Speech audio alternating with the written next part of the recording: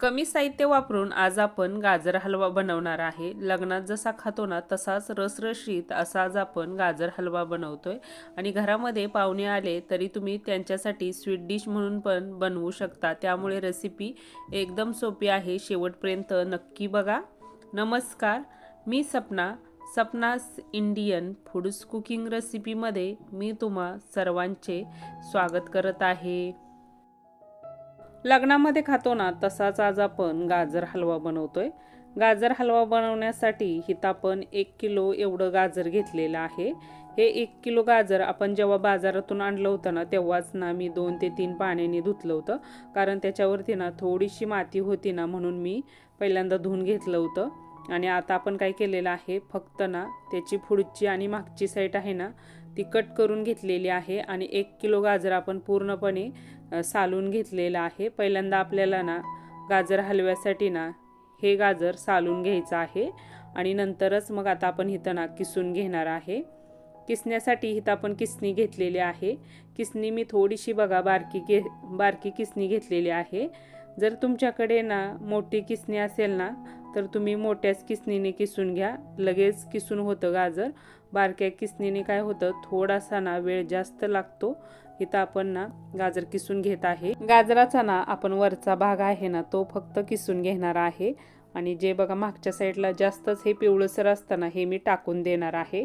असं आपण 1 किलो एवढं गाजर ना इथं किसून घेतलेलं आहे। 1 किलो गाजराचा एवढा किस झालेला आहे। आता आपल्याला ना हलवा तयार करायचा आहे। त्यासाठी इकडे आपण कढई ठेवली। कढईमध्ये आपण 1 चमचा एवढं ना तूप घालून घेतलेलं आहे। तूप थोडंसं आपल्याला पहिल्यांदा ना गरम करून घ्यायचं आहे। गरम तुपामध्येच आपल्याला ना किसलेलं गाजर घालायचं आहे। त्याच्यामुळे ना गाजराला एक तुपाचा छान असा वास बसतो ना, त्याच्यामुळे आपण गरम तुपामध्येच इथं सगळं 1 किलो किसलेलं गाजर घालून घेतलं। आता आपण ना गाजर चांगलं परतून घेऊया तुपामध्ये आपल्याला चांगलं परतवायचं आहे। जेवढं आपण गाजर तुपामध्ये परतून घेऊ ना तेवढा ना हलवा जो आहे ना तो टेस्टला छान होतो। त्याच्यामुळे आपण गाजर जे आहे ना किसलेलं ते तुपामध्ये चांगलं परतवून घेणार आहे आणि परतवत असताना ना आपल्याला मोठ्या गॅसवरती परतवायचं आहे, तरच गाजरातलं जे पाणी आहे ना ते लवकर कमी होतं। नाहीतर आपण लो फ्लेमवरती जर परतवत बसलो ना तर वेळ जास्त लागतो। त्याच्यामुळे मी काय केलेलं आहे, इथं गॅसची जी फ्लेम आहे ना ती फुल ठेवलेली आहे। फुल फ्लेमवरती आपण पूर्णपणे ना गाजरामधलं जे पाणी आहे ना ते कमी करून घेतलेलं आहे। पाणी कमी झाल्यानंतर इथं बघा आपण दूध घेतलेलं आहे। अर्धा लिटर एवढं दूध घालून घेतलेलं आहे। दूध आता आपण ना मिक्स करून घेणार आहे। आपल्याला ना पॅच्युलाच्या साहाय्याने मिक्स करून घ्यायचं आहे। ह्या ठिकाणी ना तुम्ही 1 किलो गाजराला 1 लिटर पण दूध वापरू शकता, परंतु 1 लिटर जर आपण दूध वापरलं ना तर दूध आटवता वेळी ना वेळ जास्त जातो। त्यामुळे मी काय केलेलं आहे, अर्धा लिटर एवढंच दूध घेतलेलं आहे। ते दूध मिक्स करून आता आपल्याला गॅसची जी फ्लेम आहे ना ती फुल करायची आहे। फुल फ्लेमवरती दूध आपल्याला ना आटवून घ्यायचं आहे। दूध जसं आटेल ना तसा जो हलवा आहे ना तो दाटसर व्हायला लागतो। आपल्याला दूध आटवायला थोडासा ना वेळ इथं जास्त लागणार आहे, अर्धा तास एवढा वेळ लागणार आहे दूध आटवण्यासाठी। परंतु आपला जो हलवा आहे ना तो खाताना एकदम रसरशीत असा लागतो आणि टेस्टला पण एकच नंबर लागतो। जसा आपण लग्नामध्ये खातो ना तसा सेम हलवा होतो तयार। त्याच्यामुळे इथं बघा आपण अर्धा तास एवढं ना पूर्णपणे जे दूध आहे ना ते आटवून घेतलेलं आहे। त्याच्यामध्ये आणि थोडासा ना वलसरपणा आहे, तोच वलसरपणा ना आता आपण कमी करून घेतलेला आहे।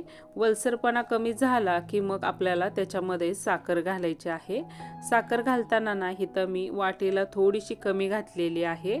तुम्ही जास्त पण घालू शकता, कारण तुम्हाला गोड जर जास्त आवडत असेल ना तर तुम्हाला ह्या ठिकाणी 1 वाटी एवढी साखर घालायची आहे। इथं मी थोडीशी कमी घातलेली आहे साखर आपल्याला मिक्स करून घ्यायची आहे हलव्यामध्ये।